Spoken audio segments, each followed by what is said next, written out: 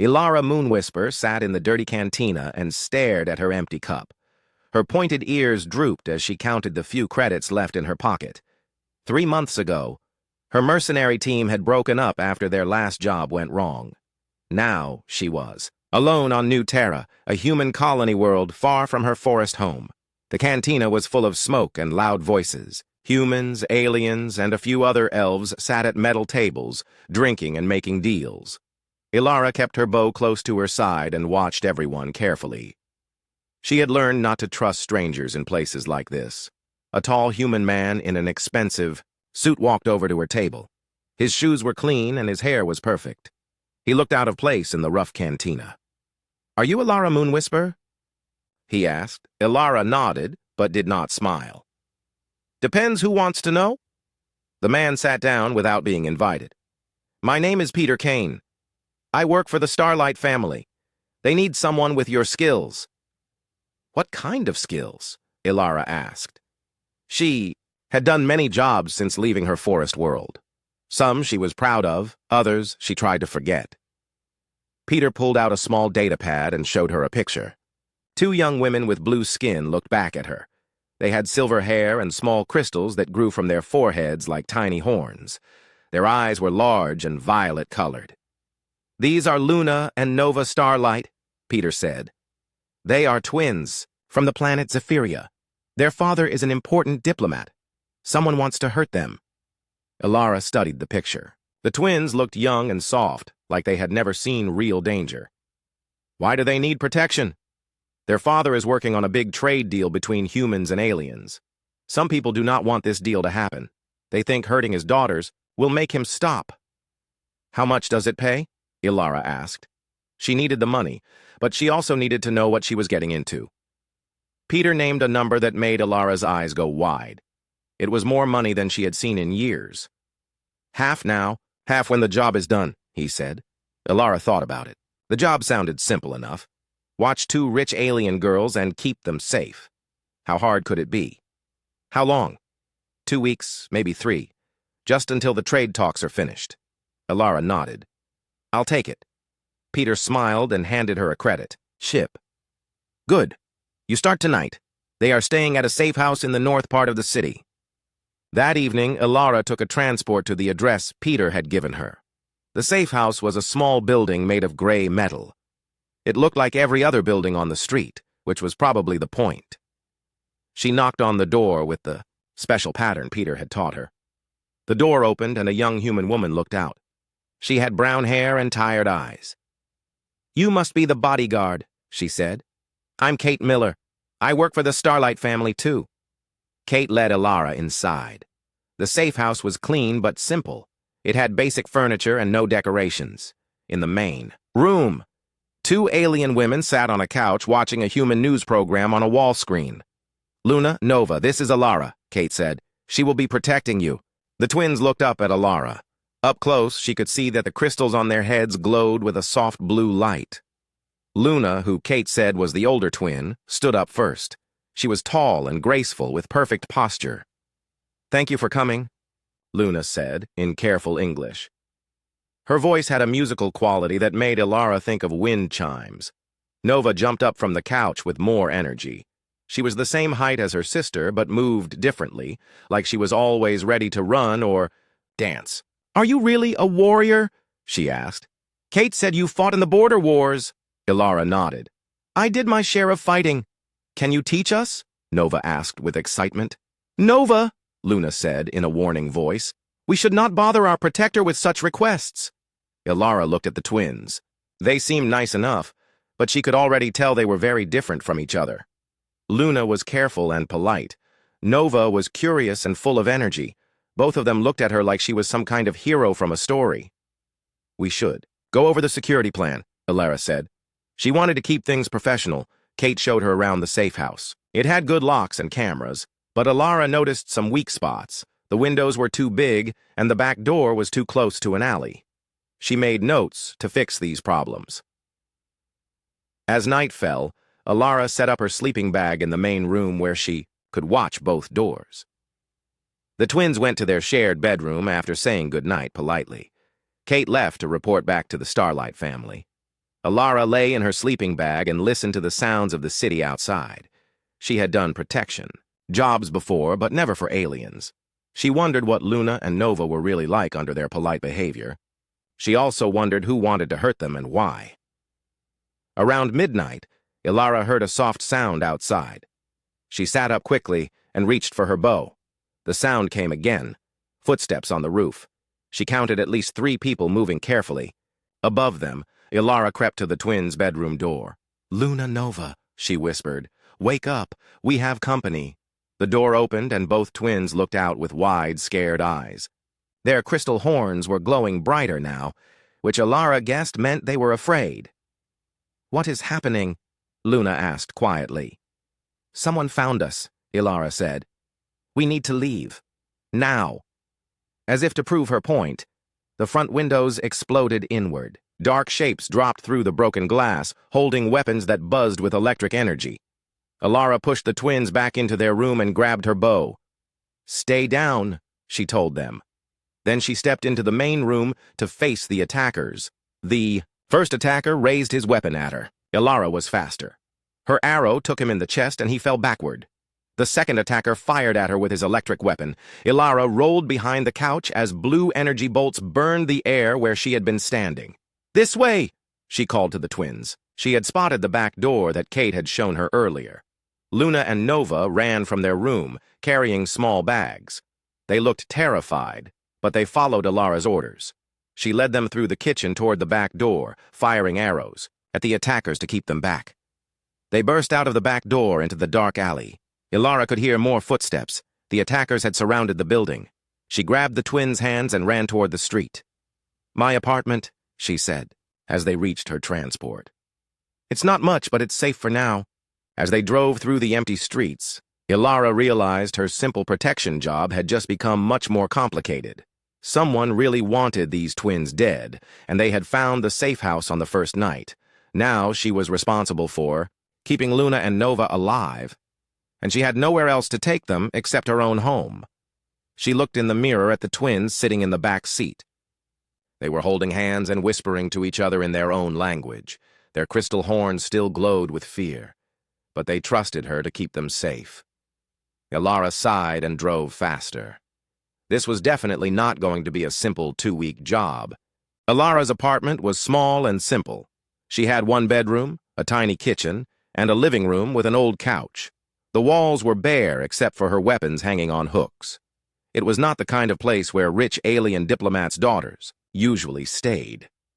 Luna and Nova stood in the doorway, looking around with wide eyes. Their crystal horns had stopped glowing so brightly, but Ilara could tell they were still nervous. "I know it's not what you're used to," Ilara said. She felt embarrassed about her poor home. "But it's safe. No one knows about this place." "It's perfect," Luna said politely, though her voice sounded uncertain. Nova walked over to look at Ilara's bow hanging on the wall. "This is beautiful," she said. "Did you make it yourself?" "My grandmother taught me," Ilara replied. She was surprised that Nova seemed interested in her weapons instead of complaining about the small apartment. "You can have my bed," Ilara told the twins. "I'll sleep on the couch." "We cannot take your bed," Luna protested. "You are already doing so much for us." "The couch is fine for me," Ilara said firmly. "You two need rest after what happened tonight," the twins whispered to each other in their musical language. Then Luna nodded. "Thank you," she said. "We will try not to be trouble for you." The next morning, Ilara woke up to a strange smell coming from the kitchen. She jumped up and grabbed a knife, thinking there might be intruders. Instead, she found Nova standing over her small stove, cooking something that looked like glowing blue soup. "What are you doing?" Ilara asked. Nova turned around with a big smile. "Making breakfast. Luna and I wanted to thank you for saving us." Ilara looked at the pot. The soup was definitely glowing. "Is it supposed to do that?" "Do what?" Nova asked. Then she looked at the pot and laughed. "Oh, the light. Yes, this is normal Zephyrian food. It gets energy from our home star, so it glows." Luna came out of the bedroom looking more awake than her sister. "Nova, you should have asked before using Ilara's kitchen." "It's okay," Ilara said quickly. She didn't want the twins to feel bad. I just wasn't expecting glowing food. Nova ladled the soup into 3 bowls. Try it. It tastes much better than it looks. Ilara took a small sip. The soup was warm and had a flavor like flowers mixed with electricity. It wasn't bad, just very different from anything she had eaten before. It's good, she said, and meant it. Nova beamed with pride. Luna smiled too, but more quietly. After breakfast, Ilara tried to contact Peter Kane to tell him about the attack. His communication device went straight to a message system. She left several messages but got no replies. That's not good, she told the twins. Your father's people should have answered by now. Maybe they are in meetings, Luna suggested. Father often has very long meetings with human leaders. Ilara wasn't so sure, but she didn't want to worry the twins more than they already were.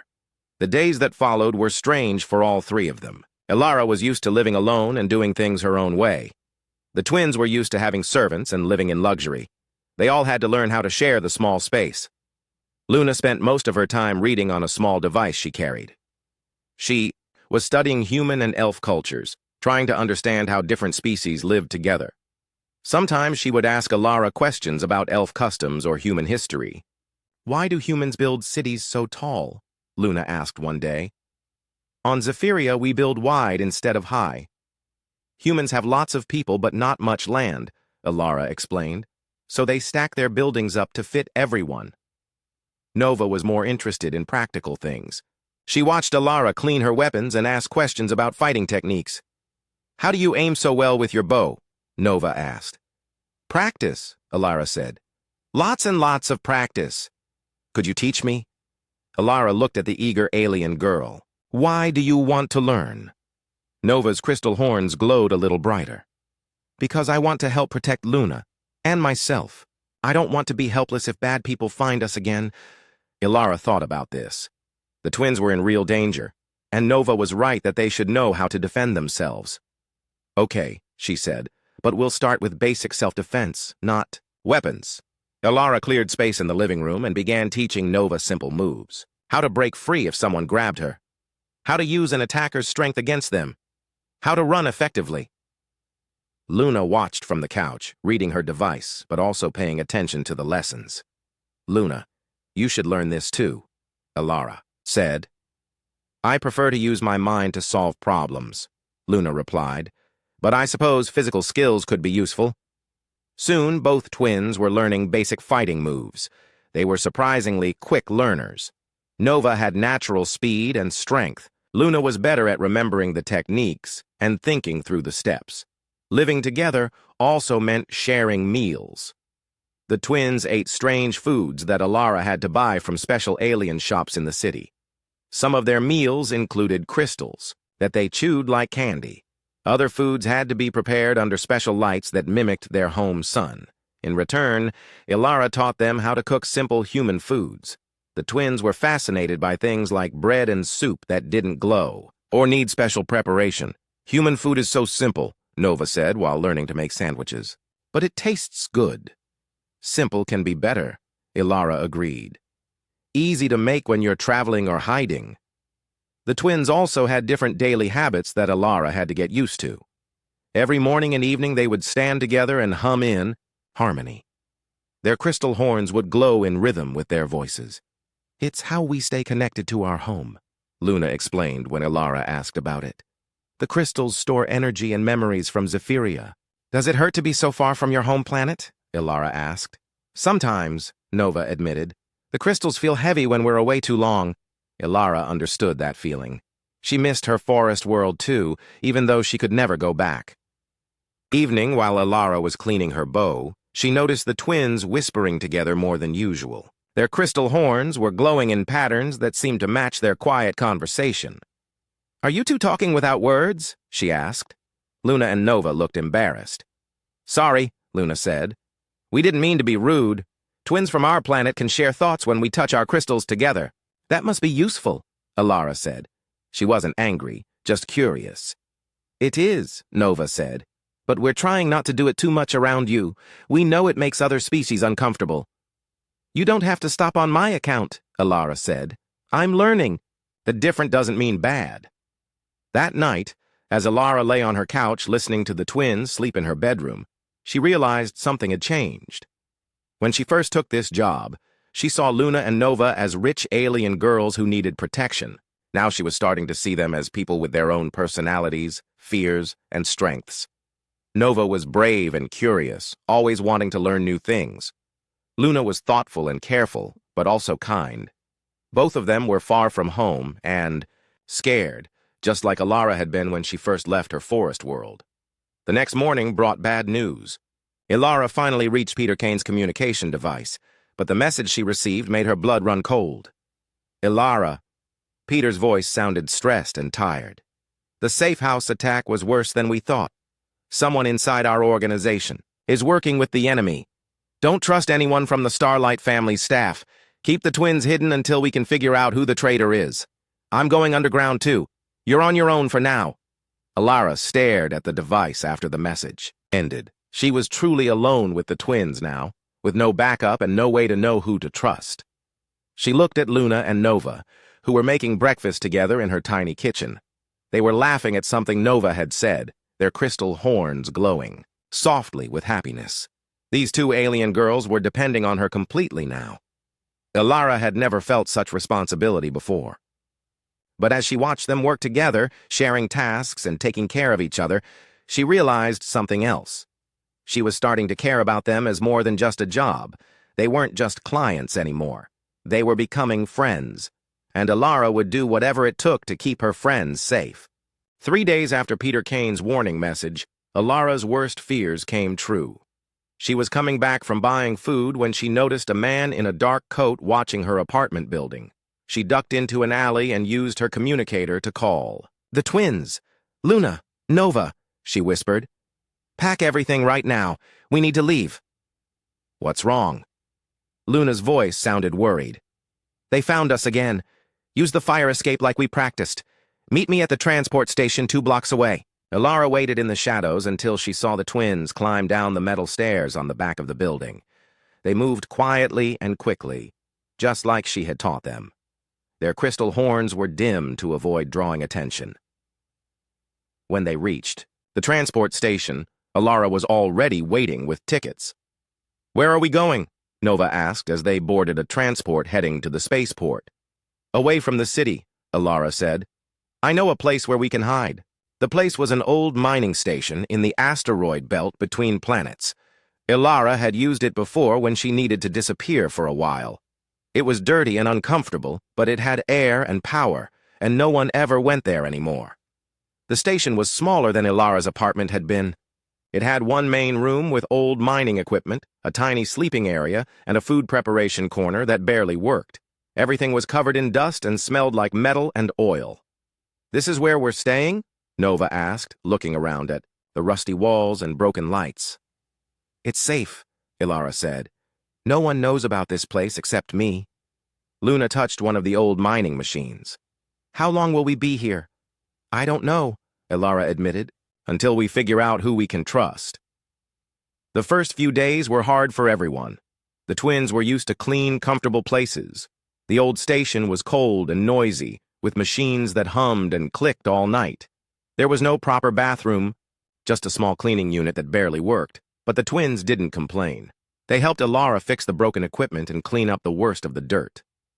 Nova turned out to be good with mechanical things, while Luna was excellent at organizing their supplies and making plans. "In Zephyrian culture, we believe that hard times bring people closer together," Luna told Alara while they were repairing a broken heater. "This challenge will make us stronger.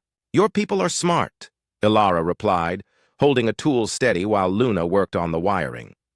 On the 4th day, their hiding place was discovered.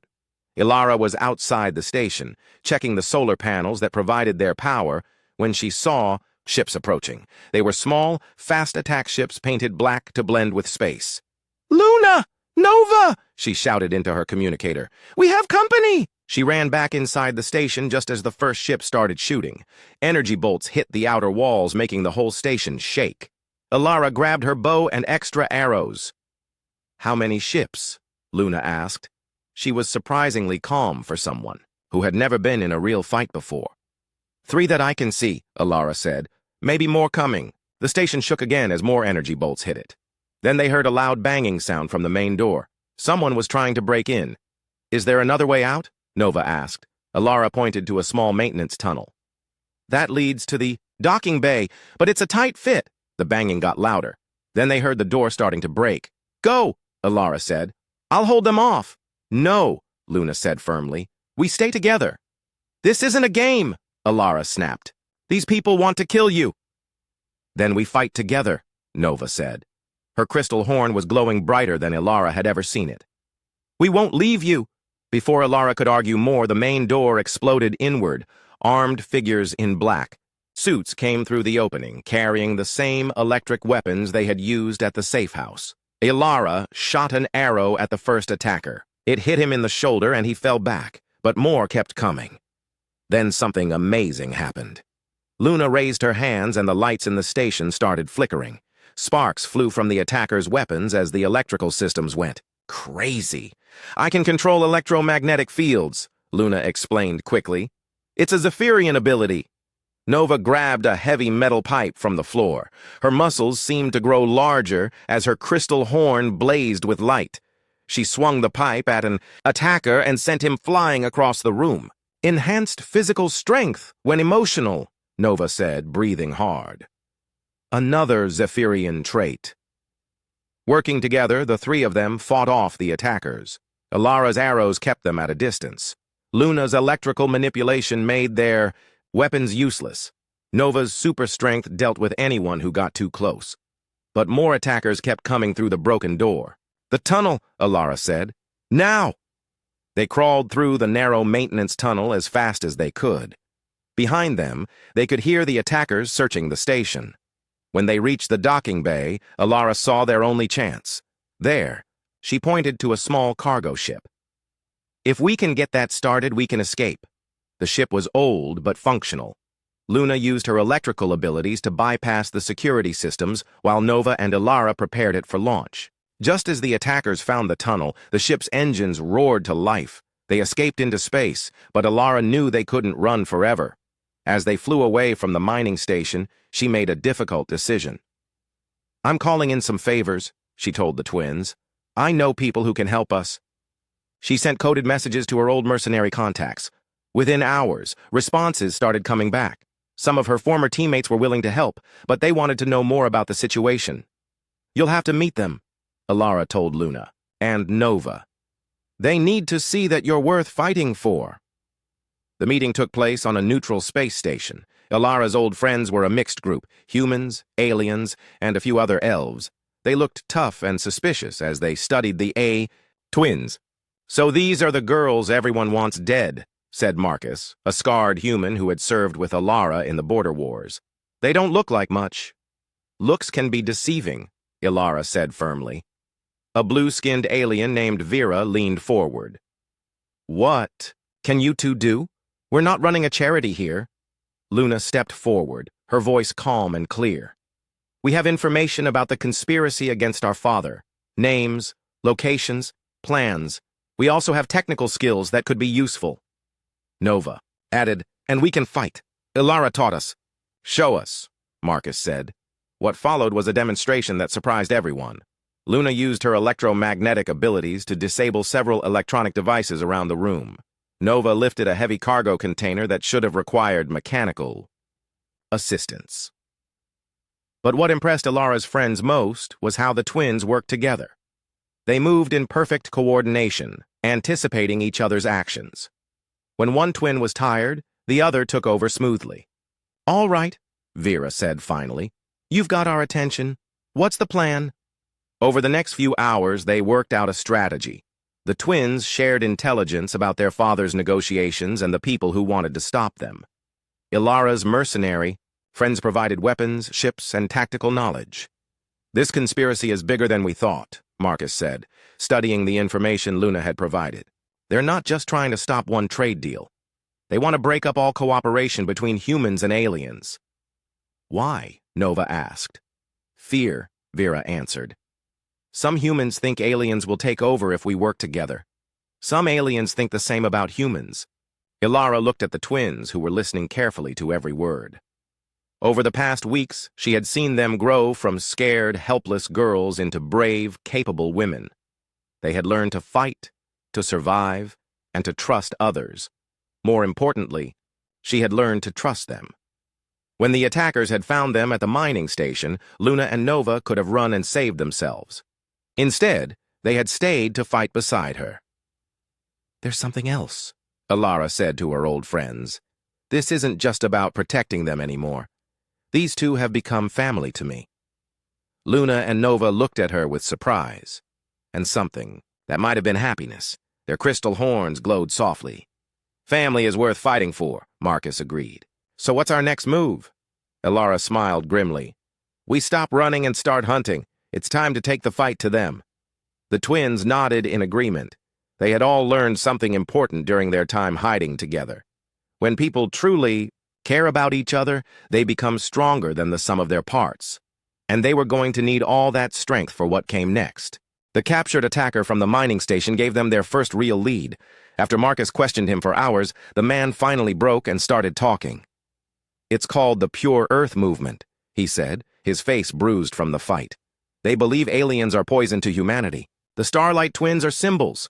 If rich alien kids can't be kept safe, other aliens will think twice about coming to human space." Ilara felt sick hearing this. She looked at Luna and Nova, who were listening from across the room. Their crystal horns were dim with sadness. "Who leads this movement?" Vera asked the prisoner. "Director James Cross," he answered. "He works for the Colonial Security Bureau, high-ranking government official." Marcus whistled low. "That's bad news. Cross has access to military resources and classified information." "There's more," the attacker continued. "He's got people inside the Starlight family security team. That's how they found the safe house so fast." Ilara felt anger building in her chest. Someone the twins trusted had betrayed them. "Who's the traitor?" "I don't know names," the man said. "Cross keeps that information secret. Only his inner circle knows." After the questioning, Ilara's team met to plan their next move. They had commandeered a cargo ship and set up a temporary base in its hold. Maps and data screens covered the walls. "We need more information," Luna said. She had been studying everything they knew about Director Cross. "If we can identify the traitor, we can use them to get close to Cross." "Too dangerous," Ilara said immediately. "You two are staying. Out of the field work." "No," Nova said firmly. "This is our fight too." "You're not trained for this kind of operation," Marcus added, supporting Ilara. Nova's crystal horn flared with light. "We've been hiding and running for weeks. Our father thinks we're dead. Our people are depending on the trade negotiations. We're not going to sit in a safe room while others fight for us." Luna nodded in agreement. "We have skills you need. I can hack their computer systems. Nova has enhanced physical abilities, and we know their real target, us." Ilara wanted to argue, but she could see the determination in both twins' faces. They had changed during their time together. The scared girls who had hidden in her bedroom were gone. In their place were strong young women who knew their own. "Mines, all right," she said finally. "But we do this smart. No unnecessary risks." Their plan took shape over the next few days. Luna used her technical skills to hack into Colonial Security Bureau databases. She found Cross's location and daily schedule, along with lists of his meetings and contacts. "He's holding a conference tomorrow night," Luna reported. "All the senior officials will be there, including our father's security coordinator." "That's our traitor," Nova said, pointing at a name on the list. "Helen Brooks. She's been with our family for 5 years." Ilara studied Helen Brooks' file.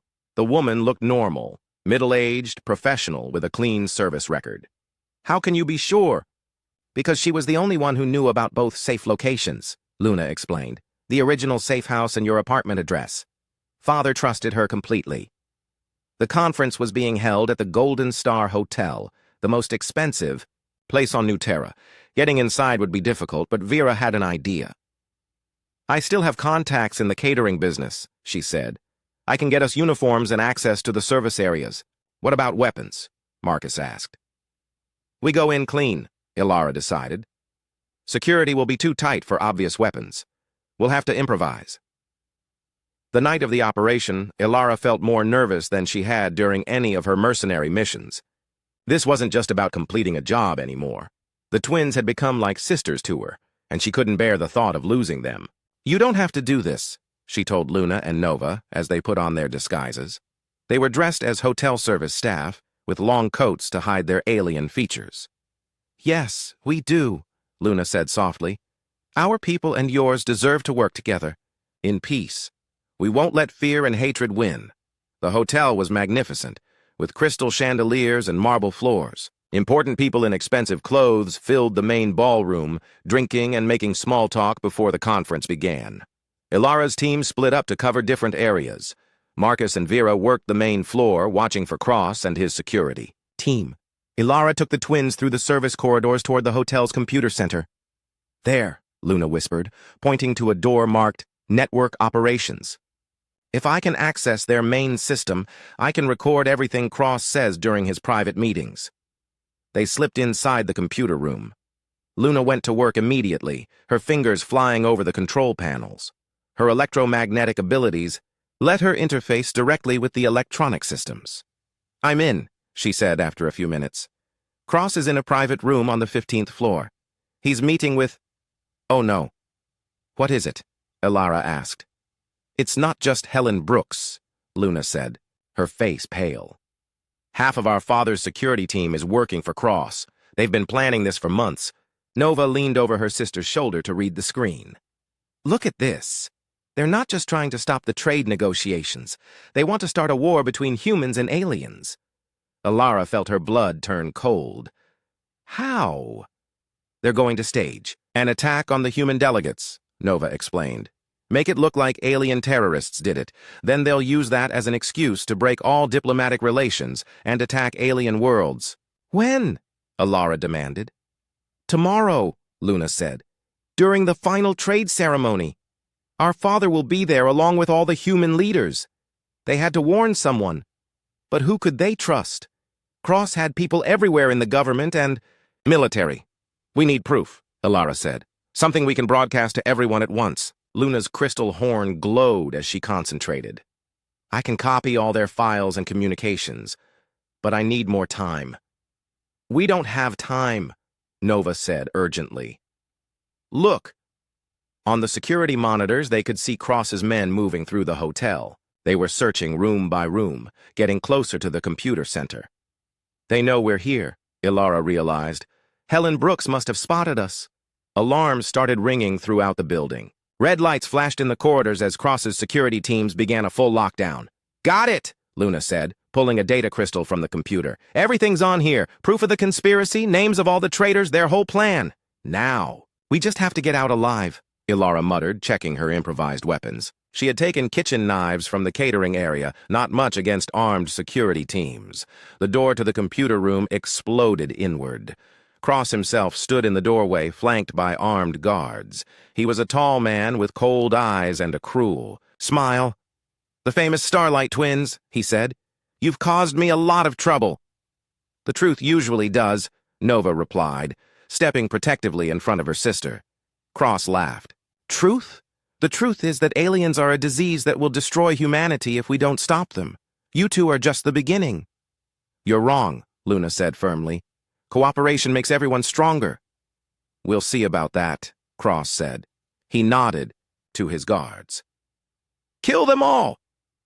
The guards raised their weapons, but Nova was faster. Her crystal horn blazed with light as her enhanced strength kicked in. She grabbed a heavy computer terminal and threw it at the nearest guard, knocking him. Down, Luna sent electrical surges through the room's systems, making sparks fly from the guards' weapons. Ilara threw her knives with deadly accuracy, taking down 2 more attackers, but more guards kept coming through the door. They were outnumbered and trapped. "The window!" Ilara shouted. "It's our only way out!" Nova punched through the reinforced glass with her enhanced strength. Wind howled through the opening 15 floors above the street. "We can't jump from here," Luna said. "The fire escape!" Nova pointed to a metal platform just a few feet away from the window. "I can make that jump." "I can't," Ilara admitted. The distance was too far for a normal person. "Then we stay together," Nova said without hesitation. Cross's guards were closing in. Ilara could see no way out. After everything they had been through, after all the trust and friendship they had built, it was going to end here. Then Luna smiled. "I have an idea," she said, "but you have to trust me." "Always," Ilara replied. Luna grabbed both Nova and Ilara's hands. Her crystal horn glowed brighter than ever before as she used her electromagnetic abilities to create a magnetic field around them. "Hold on," she said. They jumped together into the night air. For a terrifying moment, they fell toward the street far below. Then Luna's magnetic field caught the metal fire escape, pulling them safely onto the platform. "Impossible!" Cross shouted from the broken window above them. But they were already climbing down the fire escape, moving fast toward the street where Marcus and Vera were waiting with their escape transport. As they drove away from the hotel, Ilara realized that everything had changed again. The twins weren't just her responsibility anymore. They were her partners, her family, and her closest friends. And together they were going to stop Cross's war before it could begin. The final battle began at dawn on the day of the trade ceremony. Ilara's team had spent all night preparing, using Luna's stolen data to identify Cross's people and plan their counterattack. "We have to do this in 3 parts, Ilara explained, to everyone gathered in their ship. Stop the fake attack, expose the traitors, and keep the real ceremony safe. Marcus and his group would handle the fake attackers who were supposed to stage the alien terrorist attack. Vera would coordinate with loyal security forces to arrest the traitors. Ilara, Luna, and Nova would protect the real ceremony and make sure the truth got out. The ceremony is in 2 hours, Luna said, checking her data crystal. Cross's people will attack 30 minutes before it ends when all the cameras are watching. That gives us time to get into position, Nova added. She was checking the simple weapons they had managed to gather. Nothing fancy, but enough to make a difference. As they prepared to leave the ship, Ilara felt a strange mixture of fear and pride. Fear because they were about to fight people with military training and advanced weapons. Pride because she was fighting alongside 2 of the bravest people she had ever known. "Whatever happens today," she told the twins, "I want you to know that these past weeks have been the best of my life." Luna smiled and touched Ilara's shoulder. "For us too. We never expected to find a sister when we hired a bodyguard." Nova hugged them both. "No matter what Cross says, cooperation does make everyone stronger. We 3 are proof of that." The trade ceremony was being held in the Grand Assembly Hall, the largest building on New Terra. Thousands of people filled the seats to watch history being made. Human and alien delegates sat together on the main stage, ready to sign agreements that would bring their peoples closer together. Ilara's team split up as planned. She took Luna and Nova through a side entrance, using fake credentials Luna had created with her computer skills. "There's our father," Nova whispered, pointing to the stage. Ambassador Starlight was a tall, distinguished Zephyrian with silver hair and crystal horns that sparkled in the stage lights. He looked tired but hopeful as he spoke with the human. "Negotiators. He thinks we're dead," Luna said sadly. "Cross told him we were killed in the mining station attack." "We'll fix that," Ilara promised, "after we stop his war." They made their way to the security control room. Luna needed access to the building's communication system to broadcast the truth to everyone watching. There, Nova pointed to a door, marked Security Operations. "But there are guards?" Ilara studied the 2 guards standing outside the door. They looked alert and professional. "I can take them, but it won't be quiet." "Leave it to us," Luna said. She and Nova walked up to the guards, their alien features clearly visible. "Excuse me," Luna said politely. "We seem to be lost. Could you help us find the delegate preparation room?" The guards immediately became suspicious. "You're not supposed to be here," one of them said, reaching for his weapon. That was when Nova struck. Her enhanced strength sent the first guard flying into the wall. Luna used her electrical abilities to short out the second guard's weapon before he could use it. "Security control room secured," Nova said with satisfaction. Inside the control room, Luna went to work on the communication systems. Screens showed camera feeds from all over the building. On one screen, they could see Marcus and his team moving into position near the main entrance. "Cross's fake attackers are here," Ilara said, pointing to another screen that showed armed figures in alien-style masks creeping through the building's lower levels. "And there are the traitors," Nova added, indicating a group of security personnel who were deliberately looking the other way as the fake attackers moved. Luna's fingers flew over the controls. "I'm breaking into the main broadcast system. In 5 minutes, everyone watching this ceremony will see Cross's files and communications." "Will 5 minutes be enough?" Ilara asked. "It has to be," Luna replied. On the screens, they watched as Cross's plan unfolded. The fake attackers were moving toward the main ceremony hall. The traitor security guards were making sure no one stopped them. In just a few minutes, they would burst into the hall and start shooting, making it look like alien terrorists were attacking the peace ceremony. "There's Cross," Nova said, pointing to a screen showing the building's upper levels. "Director." Cross was in a private observation room, watching everything with several of his top people. He looked calm and confident, like someone who knew he was about to win. "Time to ruin his day," Ilara muttered. Luna activated the broadcast override. Suddenly, every screen in the building and every camera feed going out to the galaxy started, showing Cross's secret files, his communications with the fake attackers, lists of traitors in the security forces, plans to start a war between humans and aliens. The effect was immediate. In the ceremony hall, people started pointing at the screens and talking urgently. Ambassador Starlight and the human leaders looked shocked as they read the evidence of the conspiracy. "Attention, everyone," Luna spoke into the broadcast system. "This is Luna Starlight.